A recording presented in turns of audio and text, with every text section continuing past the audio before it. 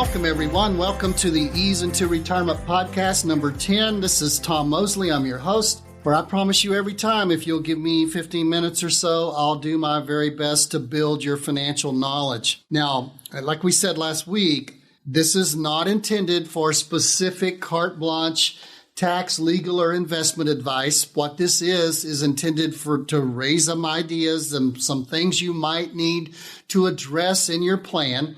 And if so, then you need to call us so that we can get real specific with the tax, legal, investment advice that we are legally able to give you, or refer you to somebody who can give you that tax, legal, or investment advice on these subjects. So that's our plan. Listen, today's topic is a continuation and the completion of last week's topic.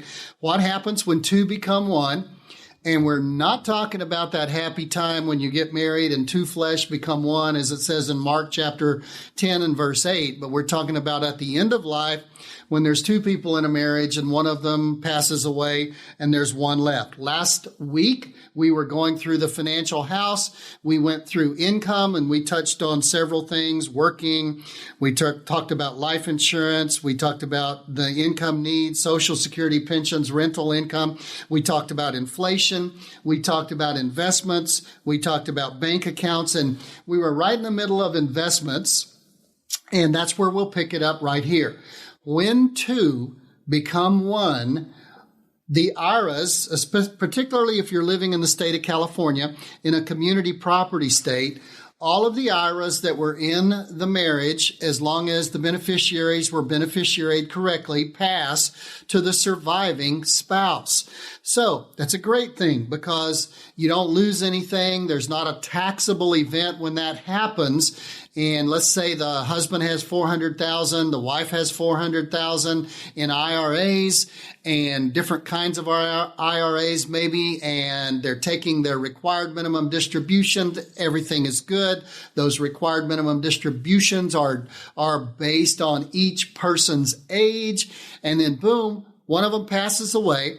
Well, the good news is the IRAs pass from the spouse that passed away, they pass to the surviving spouse. So instead of each spouse having 400, the good news is the surviving spouse now has that same 800,000. Here's the negative. That 800,000 is all in the surviving spouse's name. We'll talk about why that's a problem, why that's an issue when we get to taxes, our next step up in our financial house. But here's what needs to happen with those IRAs. First of all, the custodian, in our case, if you're working with us, it's usually a life insurance company like Allianz Life. If it's an annuity, if it's a brokerage account, an IRA, it's TD Ameritrade. They need to be contacted. They need to be sent a death certificate, and there needs to be a transfer over from the deceased spouse's name, and it needs to be transferred over into the surviving spouse's name. That's the first thing. Well, that means that the surviving spouse is now the owner and the IRA of the IRA. That would mean that they now need a beneficiary to be named. And many times when we're naming contingent beneficiaries, when you first come to us, like a spouse will name his or her spouse, and then they will name their children as contingent beneficiaries. Well, many times it's just natural for those contingent beneficiaries to bump up and become the primary beneficiaries, but then there's a need to list contingent beneficiaries so that you can give your family all of the advantages and the options and the opportunities when something happens then to the lone surviving spouse. So that beneficiary issue needs to be addressed. Many times people we've seen when they've been with other advisors, they've been with brokerage houses who really aren't advisors, but they're selling product and they're not really that concerned about the beneficiaries and keeping them straight. We've had many times when people have come to us and they had a primary beneficiary, but no contingent beneficiary named. Or the contingent beneficiary might have been a trust or something that might not be best for it to be named. So those beneficiaries and contingent beneficiaries need to be straightened out when it comes to the IRAs on your investments when there's only one spouse surviving. Now, Let's move into how the death of a spouse impacts the tax brackets. Well, again, let's go back to the scenario we just developed. If you've got two IRAs when you're both alive of $400,000, that $400,000 of the deceased spouse moves over and becomes part of the IRA of the surviving spouse. So then you have $800,000 in IRAs. Well, that's great, except when you turn 72, at that point, at 72, required minimum distributions enter into the picture. So if you are married, filing jointly before the death of the first spouse, and let's say you're making $85,000. Well, if you're making $85,000, you're at the very, very beginning of the 22% tax bracket.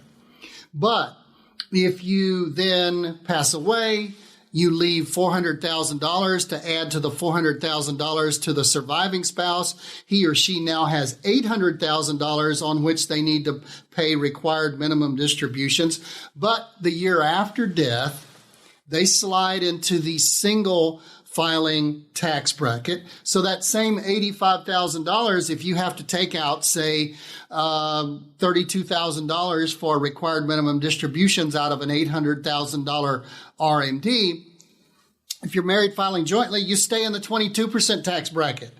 But if you're at $85,000 and you have to take out $32,000 as a single person then, which would be a natural occurrence, you've bumped yourself for 31 of those $32,000 into the next higher bracket, the 24% tax bracket. So the faster, we've talked before on this podcast about tax harvesting and about taking your money from forever taxed IRAs and transferring them, converting them over a period of time as soon as possible after you no longer are employed, converting them over into never taxed again Roth IRAs.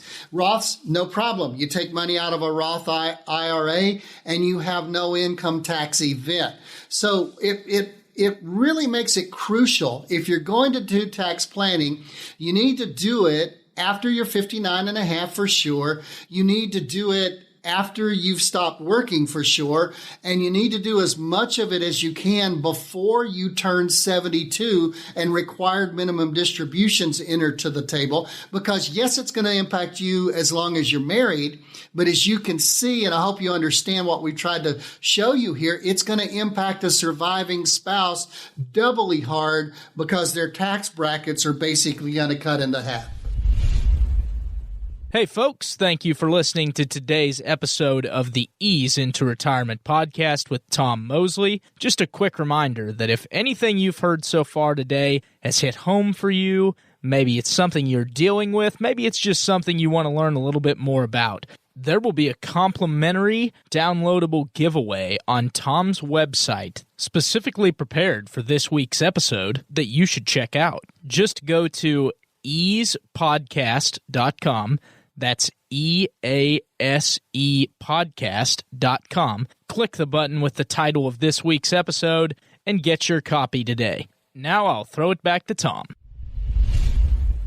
Now, if you know our house, if you know our financial house, in the roof of the house, we call that health care. And it's very important when a spouse passes away, particularly if it's a younger spouse, say below 65. Many times a spouse has their coverage through a working spouse. And if the working spouse passes away, you're going to be offered by the company Cobra. You are a beneficiary of that policy, even though you are not the working spouse, but you will be offered a Cobra for maybe up to 18 months. And you need to know, do I have an individual policy? Is it a group policy? And if you're over 65, the good news is with Medicare, you're pretty much one-on-one. Your Medicare is your Medicare, and it's not spouse-related the way it's taken.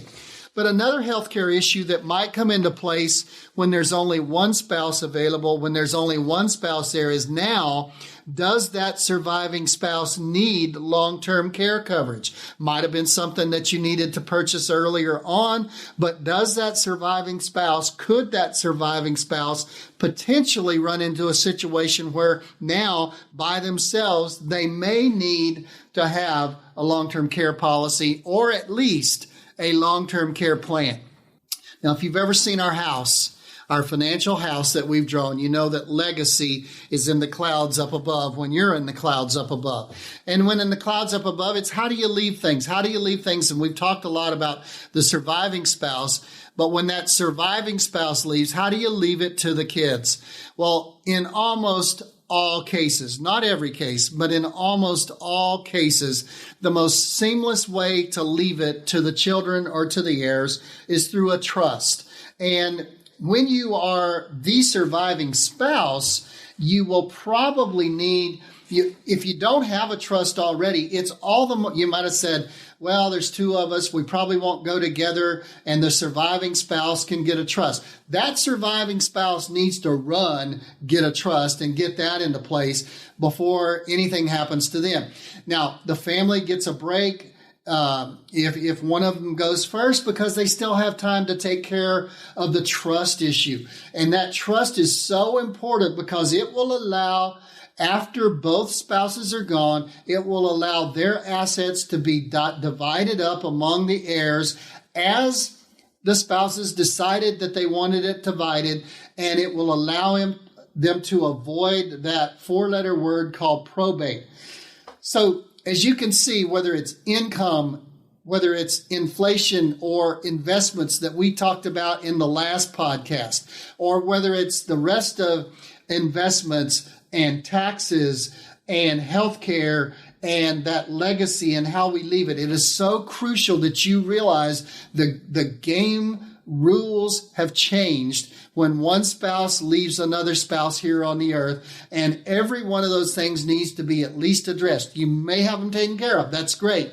But when two become one at the end, it is very important that you address all of these issues and you take care of them. Now, hopefully you found this helpful. Remember what I've said.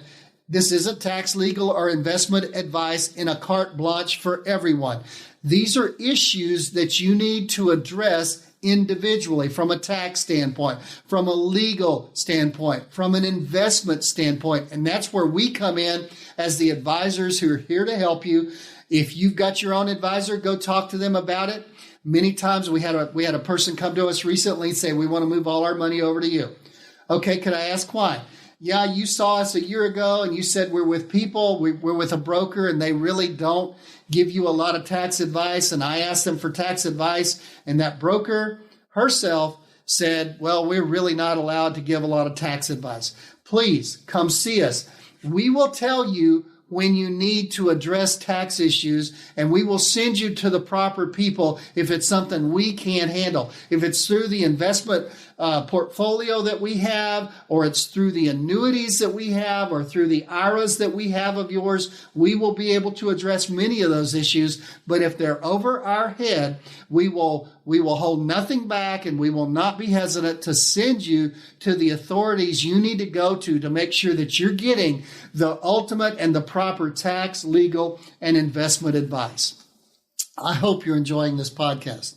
If you do, listen to us every week, like it, subscribe to us. If you watch it on iTunes and you subscribe to us, it just builds up our following as more people subscribe to us. Share it with a friend, share it with somebody who you might know that might have gone through something like this.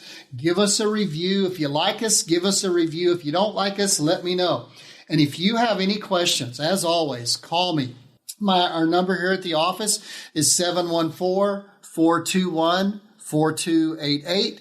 And you can reach me by email at tom@easeintoretirement.com. That's tom@easeintoretirement.com. So until next time, this is the Ease Into Retirement Podcast. I'm Tom Mosley. If you'll give me 15 minutes, I promise to do my best to build your financial knowledge.